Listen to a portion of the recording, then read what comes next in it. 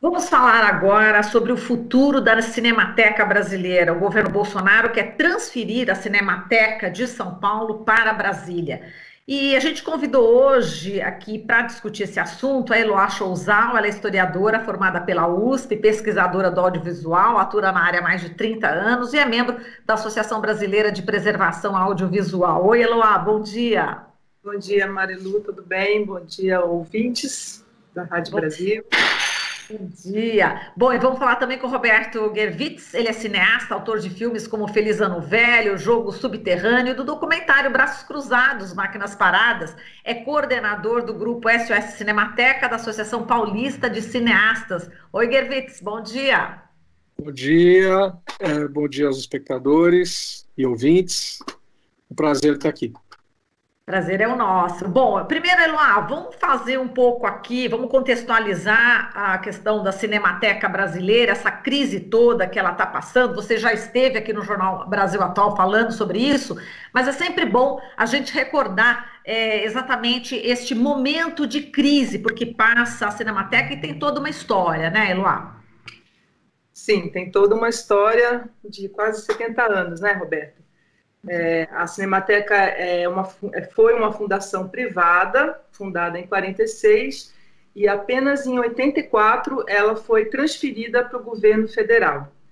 E essa transferência se deu através de um contrato que tinha várias cláusulas para salvaguardar questões importantes de acervo, de local onde ela deveria ficar. E assim, ela sempre foi ligada ao governo federal, então a Cinemateca Brasileira, né? Porque tem muita gente, como ela foi fundada inicialmente em São Paulo, por um grupo, Paulo Emílio, Salles Gomes e tal, tem gente que ainda fala Cinemateca de São Paulo. Quando ela foi transferida para o governo federal, ela ganhou esse status de Cinemateca Brasileira, né? E o que aconteceu? Ela já foi ligada a vários ministérios, a Casa Civil, fica sambando, sendo transferida para lá e para cá. E o que aconteceu? Em 2018, exatamente, ela passou de ser administrada pela União, que antes eram funcionários públicos e tudo, não é? Que trabalhavam lá. E a União fez um edital e a Fundação Roquete Pinto, não, a Associação de Comunicação Roquete Pinto ganhou esse edital, tá? Exatamente em 2018.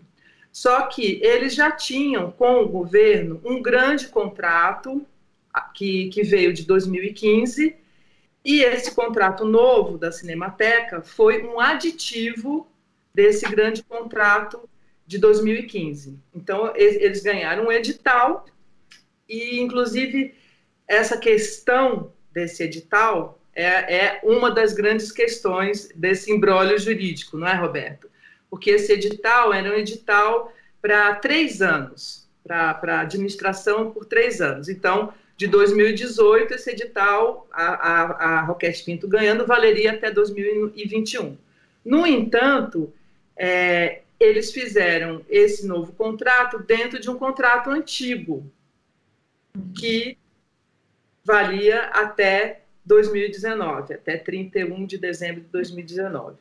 E o que aconteceu? Esse contrato grande principal venceu em 31 de dezembro de 2019, e o contrato da Cinemateca, que era um aditivo deste, por consequência, venceu também. Só que no entendimento da Roquete Pinto, como o edital era para 3 anos, ele não venceu. Ele continuaria até 2021. Então, a gente entendeu recentemente esse imbróglio jurídico, né? Porque é realmente confuso, porque você ia no site da Cinemateca, da Roquete Pinto, existia essa informação de que o contrato valia até 2021. E, no entanto, o governo batia o pé de que não, terminou o contrato, acabou tudo. Então, temos aí duas partes brigando realmente por conta dessa história que estamos verificando aí, inclusive foi judicializado essa questão, né? Acho que é por aí, entendeu? Sim, a questão foi judicializada, mas a gente sabe que também tem uma questão ideológica aí por trás dessa discussão toda, enfim, o Weintraub dizendo que a Cinemateca é marxista. Roberto, como é que você vê também essa questão toda ideológica aí por trás? Essa questão ela é importante.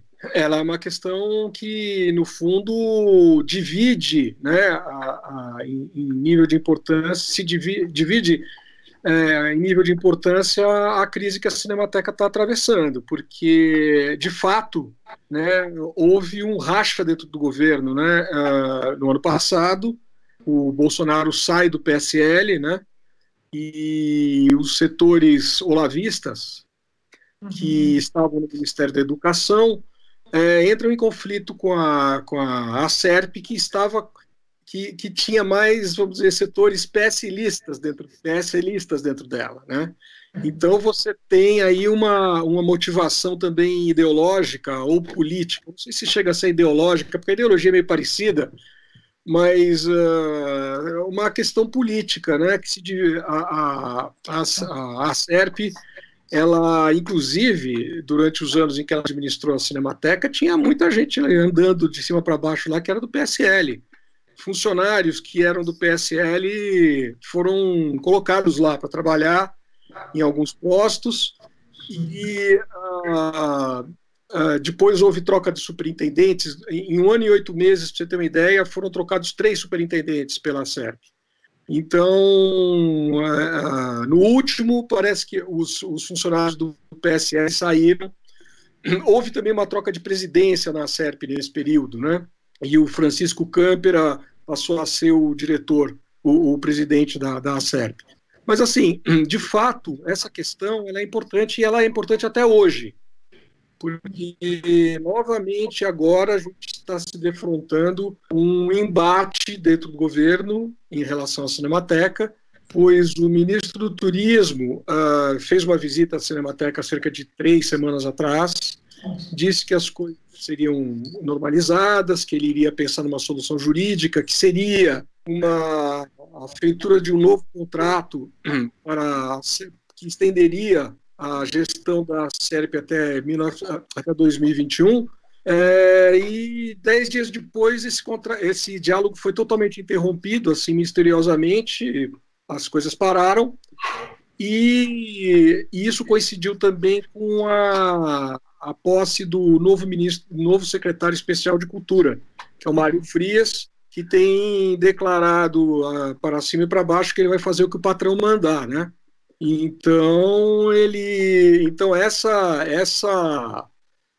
divisão ela está presente até hoje, né? Quer dizer, parece que hoje quem está comandando e quem está levando essa questão e está esticando a corda mesmo, e está levando a questão para uma ruptura, né?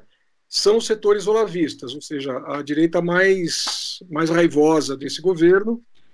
E é isso que está acontecendo, né? Então, esse contexto político e ideológico também, além da questão jurídica, é uma questão muito complexa que está difícil de desatar o nó também em função dessa questão. Exato, não sei se ela também quer comentar sobre isso e também falar da atuação do Ministério Público Federal, né? A gente está vendo aí que o procurador, o Gustavo Torres Soares, né, está dizendo que se o governo Bolsonaro também transferir a Cinemateca para Brasília, vai cometer uma ilegalidade, né? Eloá, como é que você vê? Olha, completando aqui o Roberto, né, dessa questão do racha político aí dentro, né, do governo e a SERP e olavistas, a entrada do Mário Frias, recentíssima, né? A gente teve, inclusive, 5 secretários de cultura também nesse governo, né? O que é uma loucura. Então, esse troca-troca, seja de diretores, superintendentes, secretários, ele impossibilita realmente que a pessoa entre e tome conta e se assenhore do que está acontecendo e dê continuidade, porque entra uma pessoa, na hora que ela está tomando o pé da situação, entra outra, como é que você administra qualquer coisa dessa maneira, né? E assim, ontem eu também fiquei pasma com uma notícia que aconteceu, não sei se o Roberto viu, da Carta Capital, falando da Ancine, que o Mário Frias tinha resolvido acertar todas as contas dos filmes brasileiros dos últimos 15 anos. Entendeu? Então, ele resolveu fazer uma devassa, que ele estava achando maravilhoso, e falou, não, nós conseguimos em 4 meses fazer 130 processos de auditoria nas contas de filmes de 15 anos atrás, encontramos várias irregularidades e soltou uma lista absurda de filmes, de 15 anos atrás, filmes super bem sucedidos em bilheteria e tudo. Então, assim, parece que este setor, né, cujo secretário de Cultura, especial de Cultura, parece bem motivado a trabalhar contra a classe cinematográfica, contra a cultura, porque o primeiro trabalho dele é esse, pegar contas de filmes antigos e dizer que vai fazer uma devassa. Ele mostra para que ele veio, né? Então, assim, você ainda tem essa questão da pessoa estar se mostrando, não é com má vontade com o cinema, né? Que você também comentou, né, Marila, essa questão ideológica de você ter setores que colocam a Cinemateca, inclusive, porque é esse acervo que guarda esse audiovisual, cinema nacional e tudo, como um bastião do comunismo, que, não é? Toda a produção brasileira de cinema, esses comunistas, enfim. E aí seria isso daí também, essa questão também é importante, porque o que eles associam ao cinema nacional, ao cinema brasileiro, a essa memória, é inimigo deles, é inimigo. Então, agora, o grande discurso do governo então, se acabou o contrato com a SERP em 2019, a SERP ficou ali porque ela queria. Gente, e se ela não tivesse querido, o que ia acontecer? Estaríamos até de janeiro até agora, julho, com uma Cinemateca sem ninguém tomando conta, fechada, sem climatizado funcionando, sem bombeiro, sem nada, abandonadíssima, se a SERP não tivesse ficado lá. Então, um argumento que é absurdo, né? Então, assim, isso tudo, por conta desses imbróglios todos, essa questão foi parar no Ministério Público Federal, né, há uns 8 dias, né, Roberto?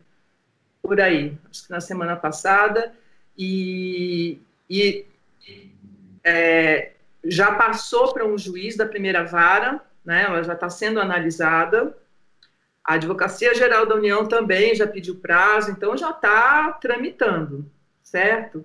E o que o Gustavo Torres Freire, doutor Gustavo Torres Freire, pede é exatamente o que o Roberto falou, um acordo emergencial entre o governo e a SERP para garantir o funcionamento da Cinemateca durante 1 ano, e enquanto isso se reestruturará, não é? Será estudado como é que qual é a Cinemateca que desejamos, se vai realmente abrir um novo edital, colocou um dos itens importantíssimos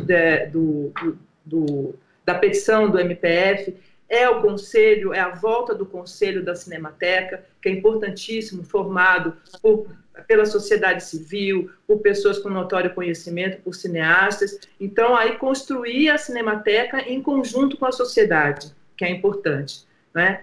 E esse factoide que aconteceu também nessa semana, do governo anunciar raivosamente que vai transferir a Cinemateca para Brasília, eu sinceramente dei risada, porque é isso que esse governo faz, né? Na hora que a fritura está lá acontecendo, aí ele vem, põe mais gasolina, que é para todo mundo achar que vai explodir, e cada um sai correndo para um lado loucamente, que foi o que aconteceu. As pessoas entraram em pânico, né?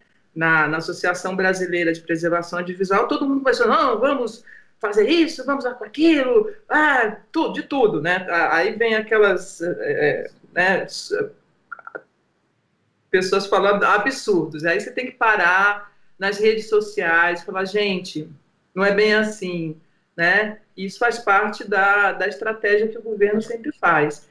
E o Roberto pode falar um pouquinho quais são as salvaguardas, por que a gente tem salvaguardas, ainda bem, que não deixa esse tipo de absurdo acontecer, né? Perfeito. Roberto, você fala das salvaguardas e fala também sobre essa mobilização, né, toda em torno dessa proteção à Cinemateca. A Eloá, inclusive, deu em primeira mão para a gente aqui, né, antecipou o abraçaço. E eu queria que você falasse sobre essa mobilização toda, né, que a gente estava aí com funcionários, né, sem receber, foi feita uma vaquinha. Então, fala um pouquinho desses dois pontos. A questão das salvaguardas ela é super importante. Inclusive, ela está na ação do Ministério Público Federal, né? Ela consta. Quando a Cinemateca passou para o governo federal, isso foi em 1984, porque ela era uma fundação privada e que tinha muitas dificuldades de se manter e resolveu-se, então, passar para a administração federal. Nessa ocasião, a Cinemateca ela era, vamos dizer, administrada e dirigida por um conselho, né, que tinha um conselho consultivo que tinha a obrigação, que tinha como função, inclusive, a escolha do diretor da Cinemateca, né? Quer dizer, o diretor se referia ao conselho. Então era um conselho bastante importante. E esse conselho ficou nas salvaguardas e estabeleceu salvaguardas, inclusive, né? Quais são as salvaguardas que foram estabelecidas mais importantes? Primeiro, a sede tem que ser. Segundo, o conselho tem que ser mantido com as funções que sempre teve, ou seja, de escolha do diretor, de discussão das políticas da Cinemateca, né? O diretor da Cinemateca não pode tomar decisões sem consultar o conselho, né? Então, inclusive a dissolução, dar um fim para a Cinemateca depende de um aval do conselho. Não é que o diretor chega e fala, está encerrada a Cinemateca. Não, o conselho é soberano nesse sentido. Então, isso está valendo até hoje. E desde 84. Ocorre que, infelizmente, em 2008, no governo do PT, no regimento da Cinemateca em 2008, o conselho foi dissolvido. Não é que foi dissolvido, o conselho não consta do regimento de 2008, mas permaneceu atuante num acordo de cavalheiros, continuou atuante. Porém, em 2013, a Marta Suplicy realmente dissolveu o conselho. Ela e o secretário audiovisual na época, que era o Leopoldo Nunes. Eles dissolveram o conselho e desde 2013 a Cinemateca deixou de contar com o conselho. Quando a Cinemateca, ela tampouco recompôs o conselho, né? Então, uma das questões mais importantes, inclusive, dessa ação é o resgate do conselho da Cinemateca. O conselho tem que voltar. É um conselho formado por órgãos do governo, pelo Ministério, pelo Ministério Federal, pela administração pública estadual e municipal, né? E por membros da comunidade cinematográfica e membros da sociedade civil. Então, é um conselho bastante completo. Se não me engano, ele tem 30 e poucos representantes dentro dele. É um conselho realmente grande. E isso deixou de atuar. Ele deixou de atuar desde 2013. Então, assim, essas salvaguardas, isso que é o importante, elas juridicamente continuam válidas, né? Elas valem até hoje, embora não estejam sendo respeitadas. Então, quando se falou, não, vamos mudar a Cinemateca para Brasília, não é assim, entendeu? Não, por isso que a Eloá diz que deusada, porque na verdade você não pode passar por cima de determinações estabelecidas por lei. Perfeito. Né? Então, por lei, não é por lei, mas juridicamente estabelecidas. Não é uma lei, mas é juridicamente estabelecida. Quando foi mais ou menos em maio, nós já estávamos, o que nós vamos fazer agora e tal, e veio a pandemia toda, né, em meio à pandemia, mas nós chegamos à conclusão que, devido ao estado terrível em que se encontrava a Cinemateca, era preciso fazer um ato presencial para que tivesse visibilidade na sociedade brasileira, né? A gente chegou à conclusão que não bastava mais abaixo-assinados e reuniões com comissão. A gente falou, não, agora nós temos que falar com a sociedade, porque a Cinemateca Brasileira é assunto da sociedade brasileira. Então nós fizemos o ato no dia 4 de junho, em que foi lido um manifesto. Já estou acabando, tá? Desculpa o longo depoimento. Mas assim, a gente fez um ato no dia 4 de junho, com um manifesto assinado por 40 entidades de todo o Brasil, 42 entidades de todo o Brasil e 39 entidades do mundo inteiro, da maior importância. Por exemplo, a FIAF, a Federação Internacional de Cinematecas, que reúne 138 cinematecas, o Festival de Cannes, o Festival de Berlim, a Cinemateca Francesa, a Cinemateca Espanhola, enfim, entidades latino-americanas. Então foi esse grito, eu acho, que despertou a sociedade brasileira para a questão da Cinemateca, e assim, as pessoas mais antigas, assim, que acompanham a história da Cinemateca, jamais viram uma mobilização da sociedade em torno da Cinemateca como está havendo agora. Ela virou assunto nacional. Perfeito. Bom, e com esse relato a gente termina a nossa conversa, que o tempo já está esgotado. A gente agradece demais aqui vocês. A Eloá Chouzal, historiadora formada pela USP, pesquisadora do audiovisual, ela que é também da Associação Brasileira de Preservação Audiovisual, e o Roberto Gervitz, ele que é cineasta e também ele é do grupo SOS Cinemateca da Associação Paulista de Cineastas. Gente, muitíssimo obrigada pela conversa e até a próxima, tá bom? Vamos continuar aqui contando a história da Cinemateca. É isso tá aí. Bom? Muito obrigado. Obrigado, bom dia a todos. Tchau, Leoa. Tchau. Tchau. Tchau, tchau. Aqui você ouve as notícias que os outros não dão. Jornal Brasil Atual.